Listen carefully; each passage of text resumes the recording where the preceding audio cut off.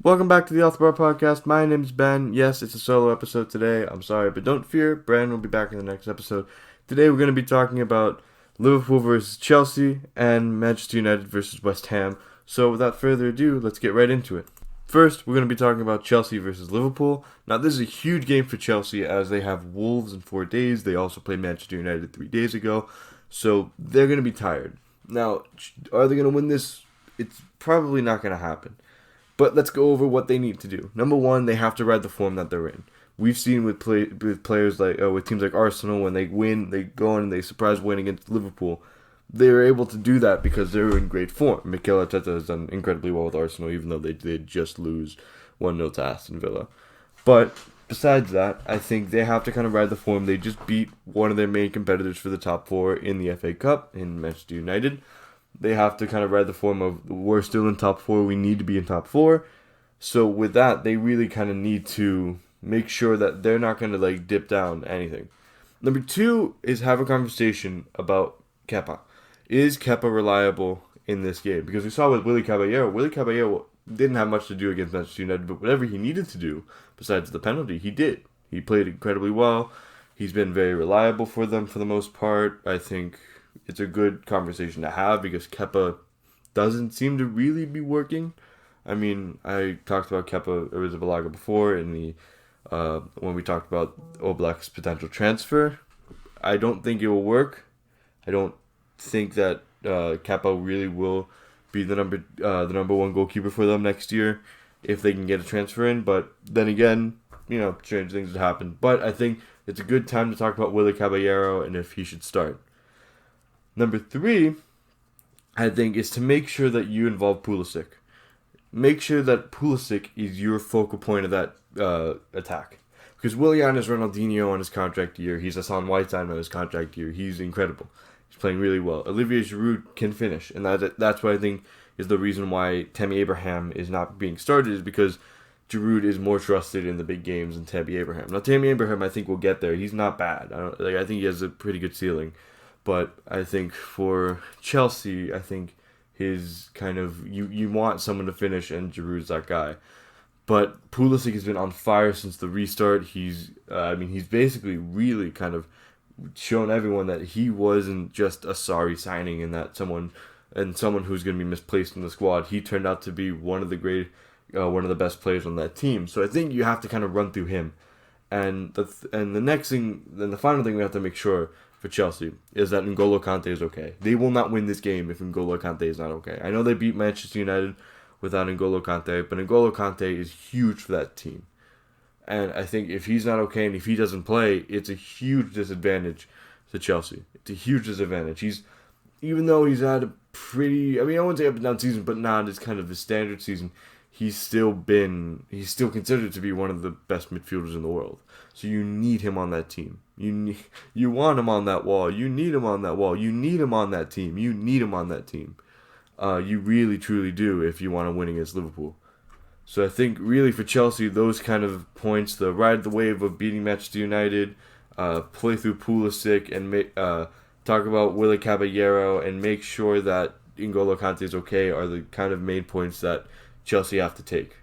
So next team to talk about is, of course, Liverpool, since they're playing Chelsea. Now, the one thing Liverpool have to do is start to retain form that they had, that world-beating, no one will beat us form that they had before the break. Because they were basically champions before the break. They kind of stumbled into the break and they won it, and then they kind of have kept stumbling, even losing to Arsenal, which I know Manchester United have, but I mean this Arsenal team. I think United would wipe the floor with this Arsenal team if we played a full squad.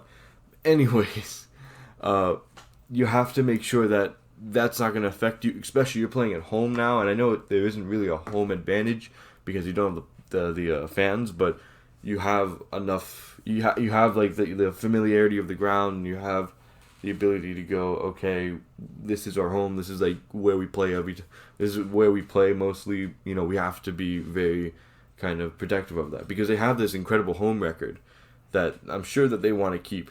I'm really sure that they want to keep. And I think it's really paramount for them to keep that and definitely kind of fix their form, especially against the big team, to kind of assert their dominance again, because really they were incredible against the top six. They were incredible against almost every team except for Watford, which is funny. Even Manchester United, I mean, I'm not to toot Manchester United's own horn, we'll talk about them later, but Manchester United drew against them, and they really were lucky to get that draw. But anyways, I think they have to reassert their dominance. They have to kind of show that they're still that world-beating team that they were pre-lockdown. The second thing I would say is that you have to get Virgil van Dijk back in form. There were two big errors that led to 2 goals for Arsenal. Now, if you're going to say that he's the best defender in the world, he shouldn't be making those 2 errors. I don't care if there are only 2 errors, he shouldn't be making those 2. We don't say Harry Maguire is even close to Virgil van Dijk, because he's not.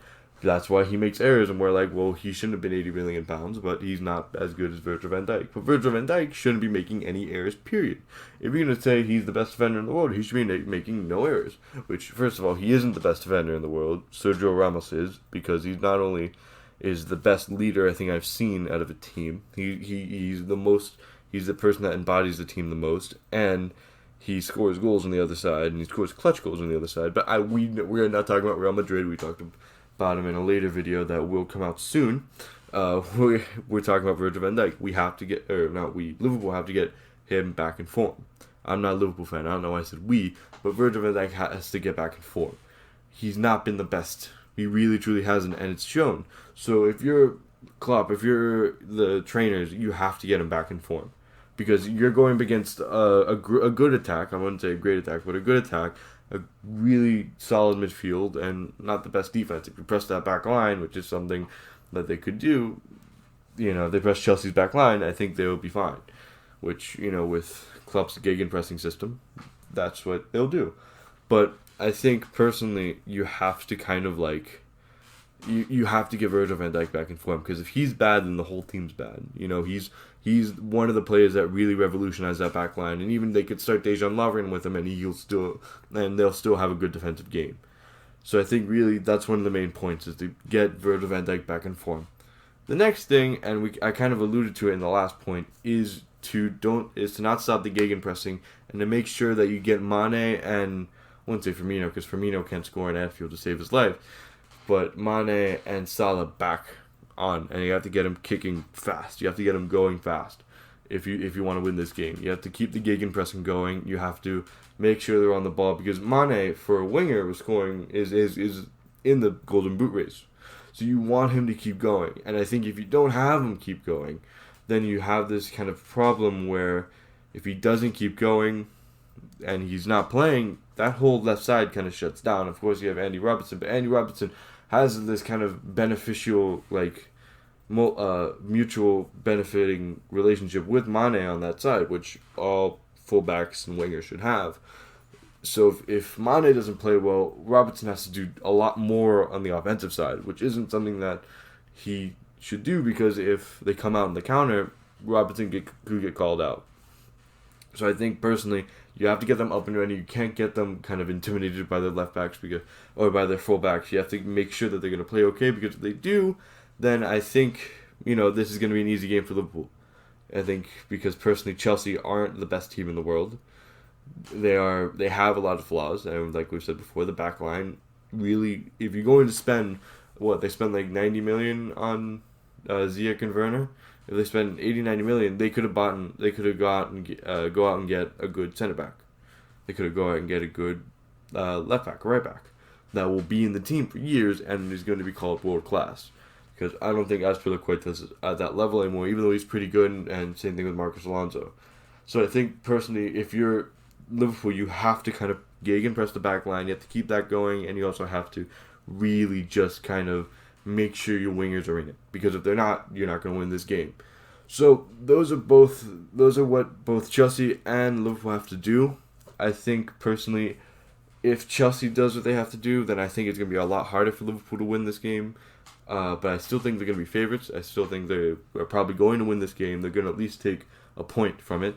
So I'm going to go ahead and say, just by judging it, I'm going to say a 3-1, a 1-0 victory for Liverpool.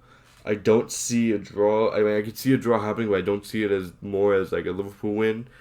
and I for sure don't see a Chelsea win in this. I think Chelsea don't really have a shot, and maybe this is me wishful thinking, but I don't think Chelsea can really go into Anfield, even without Liverpool fans, and still win.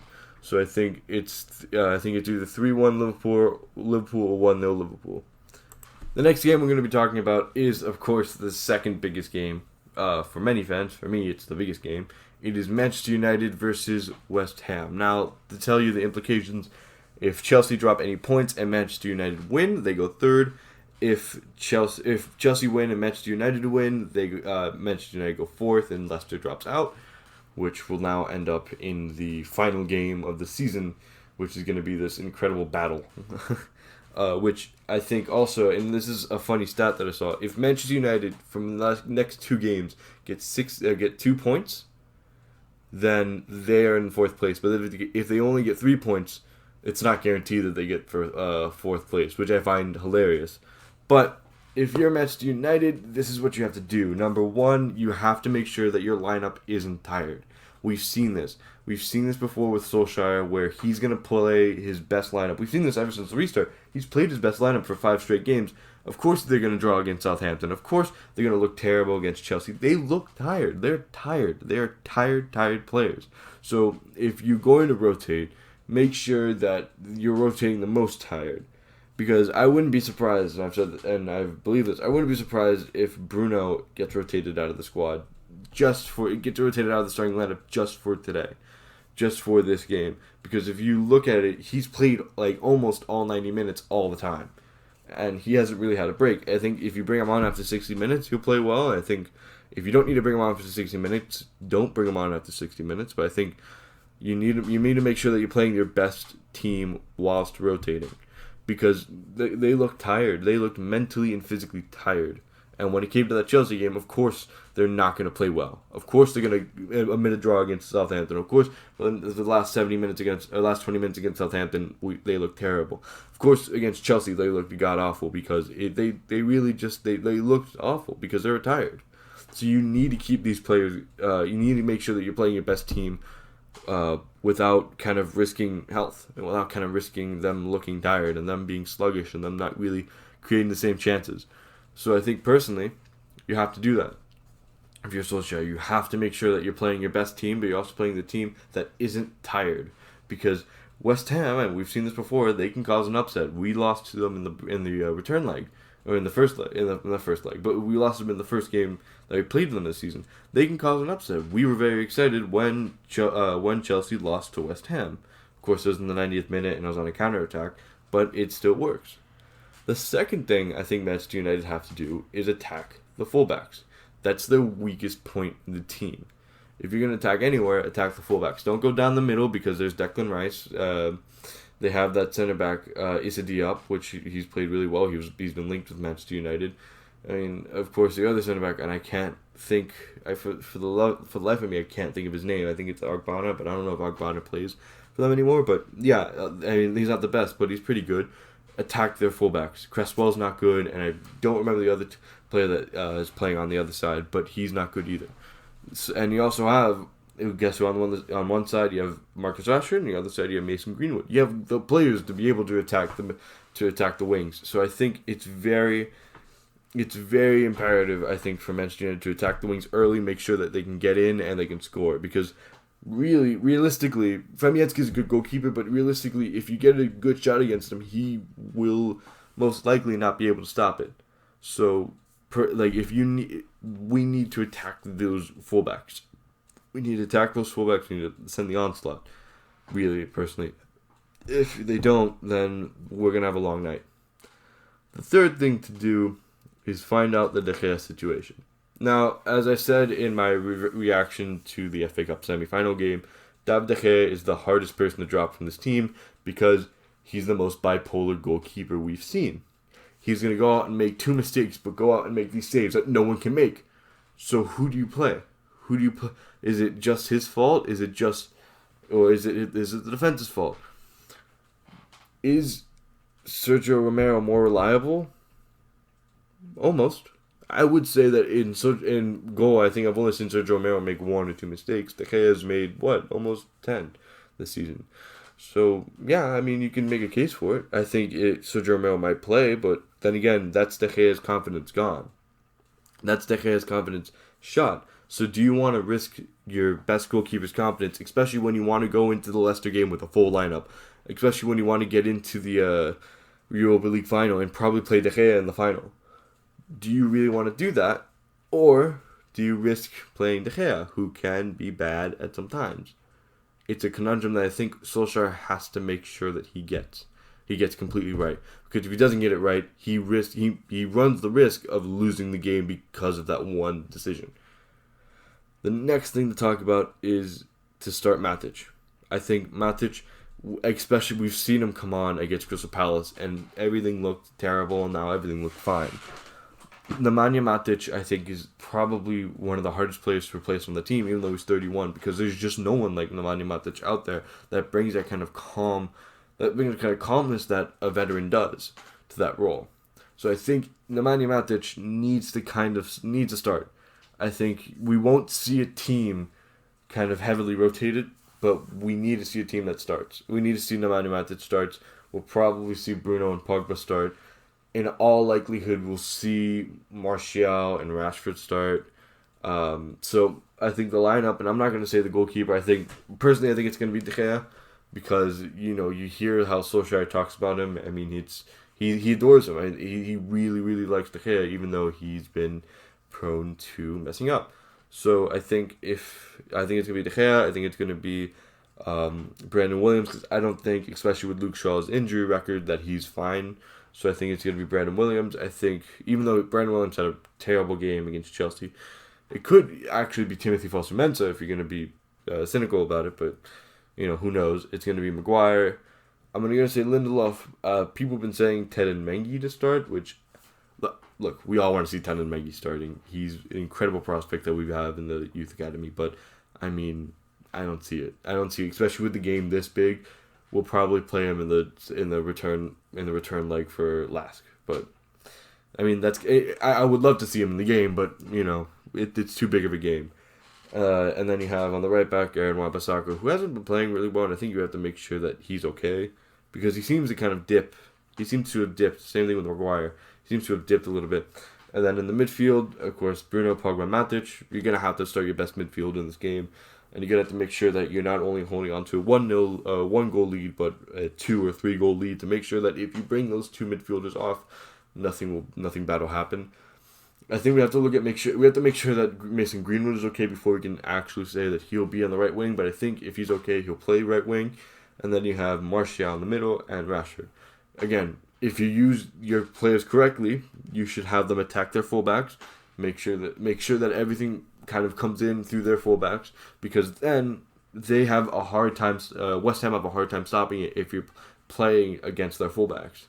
So I think if you're Manchester United, you have to play with it. You have to play against their fullbacks. You have to kind of make sure that those kind of if you shoot, it has to be a good shot. It can't just be like a curler. It can't just be something that could go in. It could be a good shot. It has to be a good shot that's going to beat Fabianski, because Fabianski on his day can be a great keeper. So I think if you're Manchester United, you have to make sure that your team is not only rotated, but the best it could be rotated to make sure that no one's incredibly tired after like 60 minutes. I think you have to start Matic, you have to play against their fullbacks, and you have to start your best lineup. You have to start your best lineup that isn't tired. And really, I don't know what to say about West Ham, because they really are against the ropes here. They haven't been the best. I believe they're statistically safe, which, kudos. You shouldn't have been that close to the drop zone anyways, but you hired David Moyes, so what do you expect? I think really, if they're going to do anything, they're going to probably do the same thing they played against Chelsea. Circle the pressure, attack on the counter, because Manchester United like to push their defenders up. So I think personally, if you're West Ham, that's probably what you would do.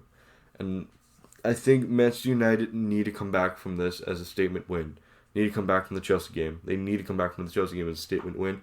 I'm going to go ahead and say, just because I don't see a clean sheet being saved by De Gea if De Gea starts, I'm going to say 3-4 or 5-1, personally. And that's not me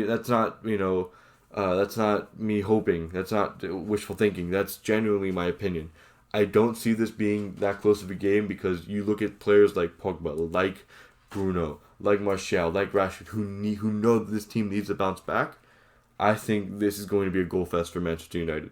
Personally, I think it could be a close game, but I personally I think I see it more being as a goal fest for Manchester United, and that's gonna be it. So for the Chelsea Liverpool game, I predicted either a 1-0 win for Liverpool or a 3-1 win for Liverpool. And to the Manchester United versus West Ham game, because they need to respond back with a big push, I think it's going to be Manchester United winning by 2, 3, maybe even 4 goals, but I don't think it's going to be a clean sheet, so I think it'll be 3-1, 4-1, or 5-1. And that's really it. If you like what you heard, thank you all for watching. And if you like what you heard, make sure to like, comment, subscribe, and hit the notification bell to make sure that you know when we upload.